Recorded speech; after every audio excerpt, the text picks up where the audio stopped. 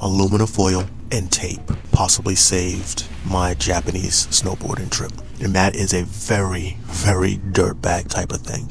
I set up my snowboard, which was a brand new snowboard with brand new bindings and brand new boots, a couple of hours before I head to the airport to fly out to Japan. And doing that is definitely not the best idea, because you have way too many things on your mind in a time like that. Making sure you have your passport.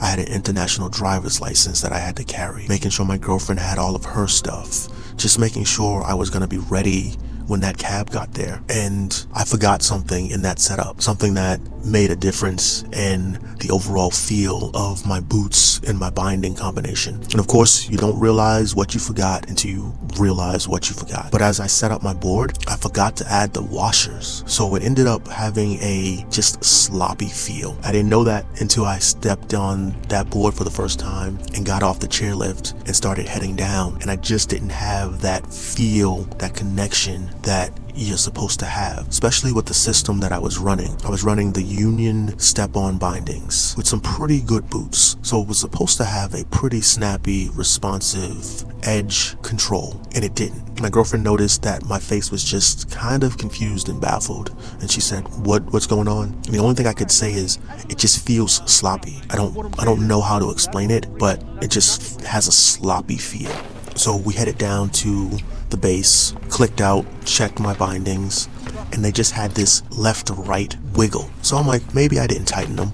So I pulled out my tool, tightened them up, got back on the lift, got off the lift, and it was the same thing. And I'm like, I know they shouldn't have loosened up with just one small ride down. So we headed back into the lodge, put her stuff in the ski locker. I took my board up to the hotel room so I could actually take things apart and examine what was going on. And when I finally did, I realized there was just a little bit of give between the screws and the base plate. And then it clicked. I don't have the washers. So that was a pretty big mistake. But it let me know that the bindings weren't loosening. They were tight. They weren't going anywhere. But it just wasn't going to have that same control that you would have if your bindings didn't move left to right. So I went about trying to figure out how to get a washer. Went down to the rental shop, asked if they had any of the washers. And after the language barrier, the person understood what I was saying. But now they use a cam system and they don't actually use individual screws. So they don't have any of the washers. Then I went to the front desk and asked, is there a hardware store? And that was like a 40-minute bus ride away, where you had to be at the bus stop at this time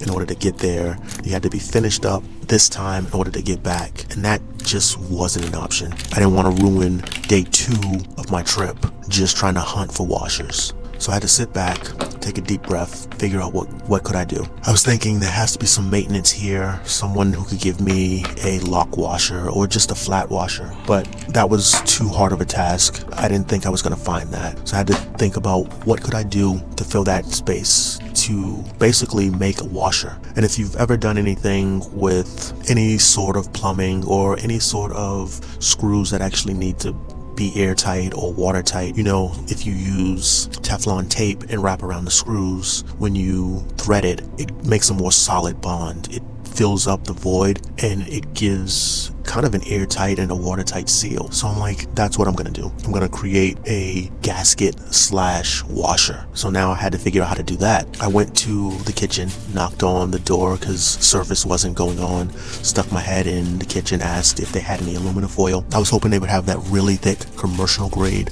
aluminum foil, but they had something that was pretty flimsy. I'm like, I'll make do with it. Then I went down to the little convenience store by the lobby and wanted to see if they had any duct tape, and they didn't have duct tape, but they had this medical tape, kind of like the tape you would wrap your ankle with. I'm like, okay, this would work. So I went back up to the room, ripped off a piece of the aluminum foil, folded it over a couple of times, got a little bit of thickness to it. Then I rolled it so that it was more like wire, wrapped it around the head of the screw a couple of times. Then I wrapped that with the tape.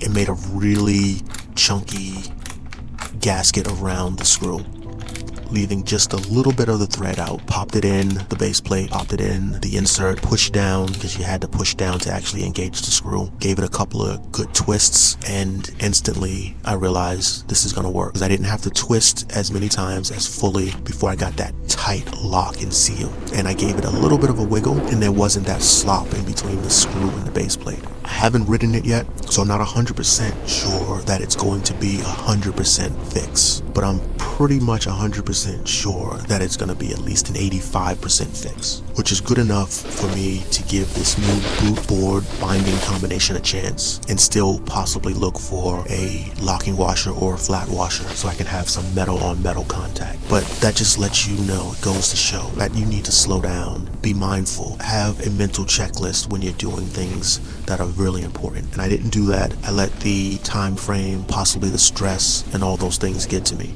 and it almost cost me my trip, or at least would have cost me a ding to my wallet, having to buy a cheap pair of bindings just for the washers to fix my expensive bindings. But I believe they're fixed. A little bit of slowness, a little bit of Yankee ingenuity, and now I'm ready to have a much better day, be a much better person, not be as crabby as I was starting to be, and that's a good thing. So be more mindful, slow down, and it doesn't do anything but help. I'm Blair, and this is the Dirtbag Association, where our wax is old, our knees are older, but the stoke doesn't melt. See you on the mountain. I don't ask for too much, oh, but